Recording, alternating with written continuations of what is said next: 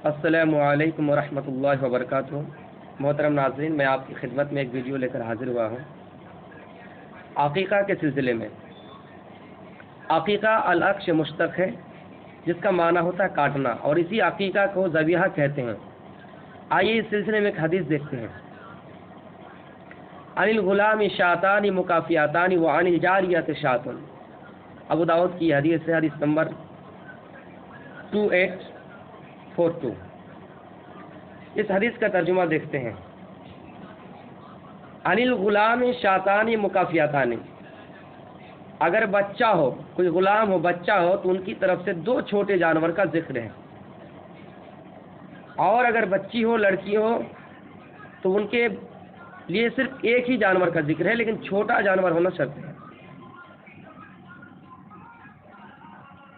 رہا مسئلہ کوئی اگر بڑا جانور کرنا چاہے تو وہ کر سکتا ہے، لیکن حدیث میں صراحت کے ساتھ 2 چھوٹے جانور کا ذکر ہے، جیسے بھیڑ، دمبا، مینڈھا، بکری وغیرہ۔ اب یہ عقیقہ ہے کیا چیز؟ اس سلسلے میں آپ سے میں بات کرنے سے پہلے علماء کی کچھ باتیں آپ کو بتانا مناسب سمجھتا ہوں کہ کچھ علماء کا قول ہے کہ عقیقہ سنت ہے، اور سنت جو ہے جس کی اتباع ہمیں کرنا بہت ضروری ہے، لیکن سنت مؤکدہ اگر کہا جائے تو تاکیداً اس کی اتباع ہمیں کرنا ضروری ہے۔ تو عقیقہ کو بہت سارے علماء کی بہت بڑی جماعت نے سنت مؤکدہ قرار دیا ہے، جسے ہمیں پورا کرنا ضروری ہے۔ آئیے اس سلسلے میں ایک حدیث دیکھتے ہیں کہ الغلام مرتہن بعقیقتہ یذبح عنہ یوم السابع ویسمى ویحلق رأسہ، کہ بچہ گروی ہوتا ہے عقیقہ کے ذریعے، عقیقہ کے وہ گروی ہوتا ہے،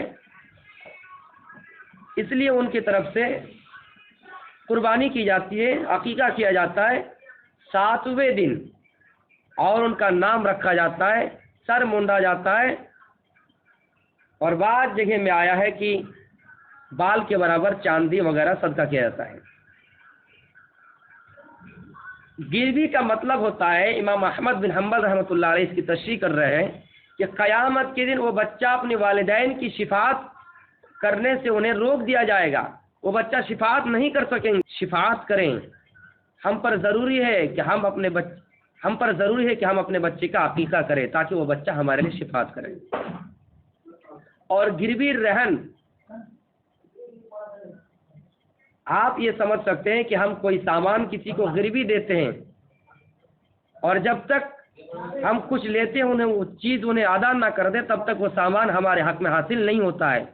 اس لیے ہمیں ضروری ہے کہ ہم اپنے بچے کا عقیقہ کریں، جہاں تک ہو سکے ہم اس کی کوشش کریں۔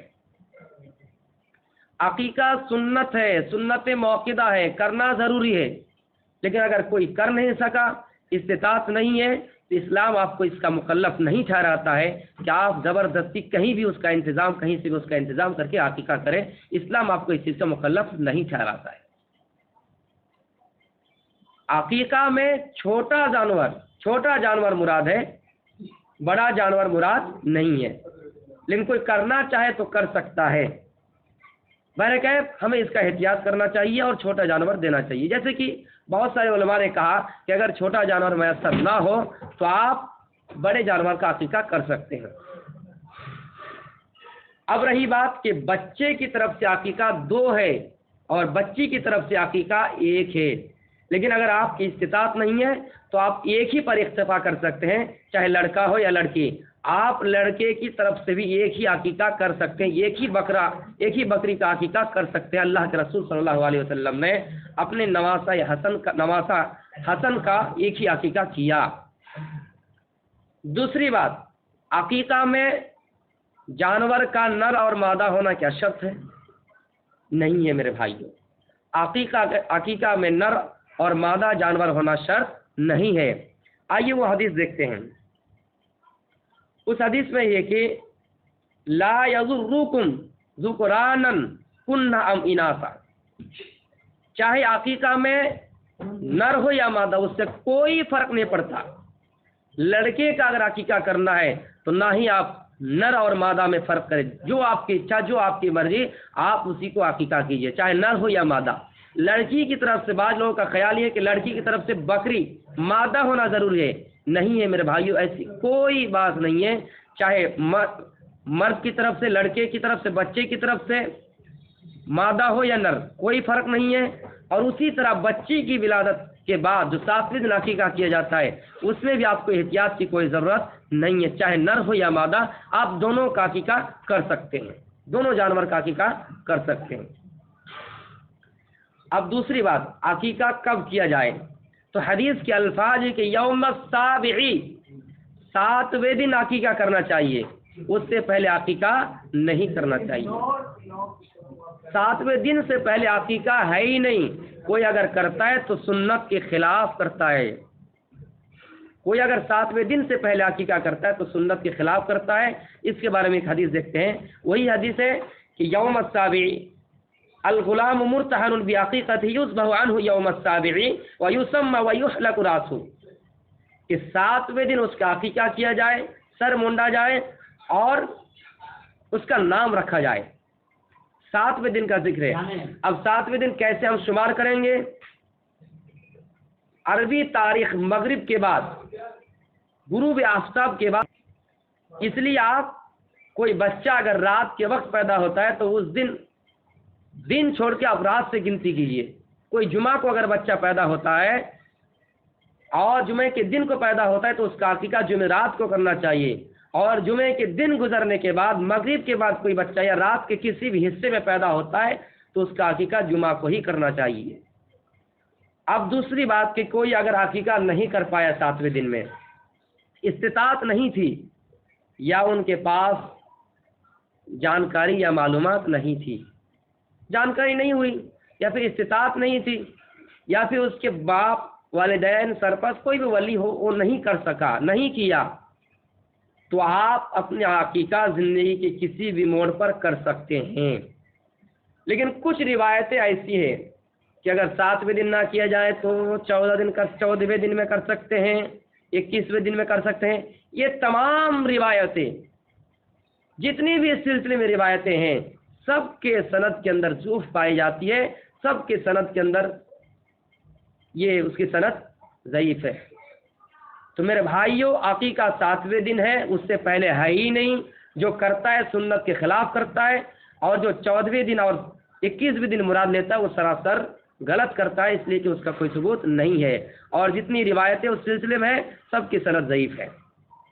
اچھا، رہی بات کہ وہ زندگی کے کسی بھی حصے میں کر سکتا ہے، اس میں بہت سارے علماء اس بات کی طرف گئے ہیں کہ وہ نہیں کر سکتا ہے، جیسے اس کا ٹائم ختم ہو گیا اور وہ نہیں کر سکتا ہے۔ لیکن علماء کی ایک بہت بڑی جماعت نے بھی اس چیز کو مانا ہے کہ وہ عقیقہ زندگی کے کسی بھی حصے میں کر سکتا ہے۔ آئیے اس سلسلے میں ایک حدیث دیکھتے ہیں کہ اللہ کے رسول صلی اللہ علیہ وسلم نے اپنا عقیقہ نبوت کے بعد کیا۔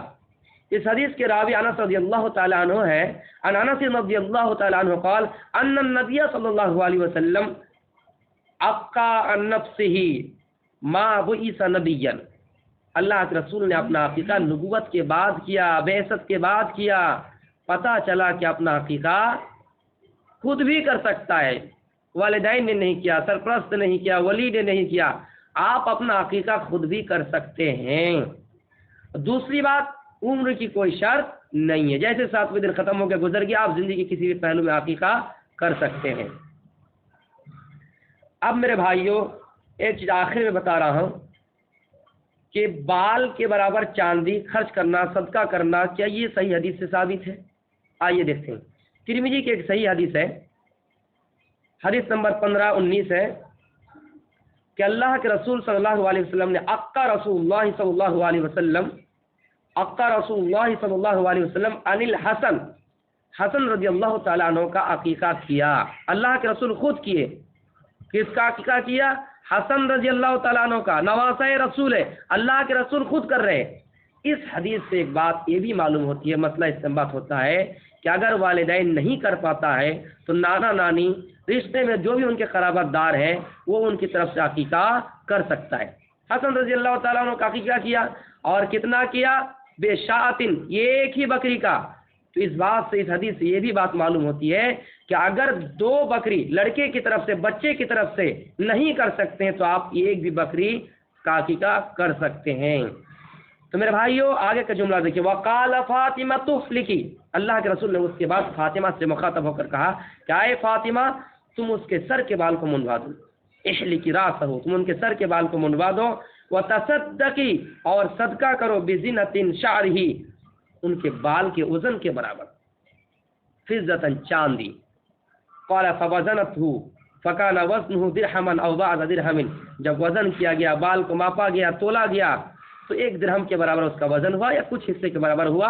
تو میرے بھائیوں تقریباً آج کے دور میں اگر دیکھا جائے 200-300 روپے اس کا بنتا ہے۔ بہرکیف جہاز جو قیمتیں متعین ہیں اس حساب سے قیمتیں لگائی جا سکتی ہے۔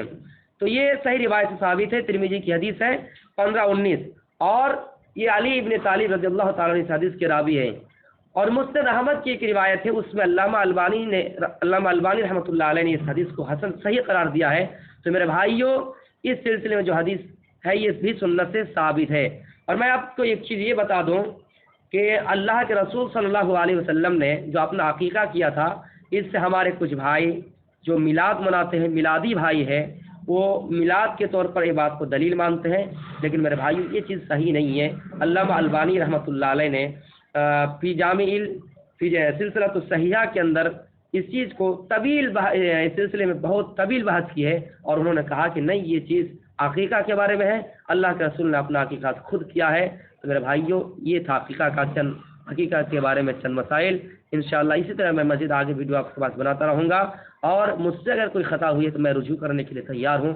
وما علینا الا البلاغ المبین، وآخر دعوانا الحمد للہ رب العالمین۔ السلام علیکم ورحمۃ اللہ وبرکاتہ۔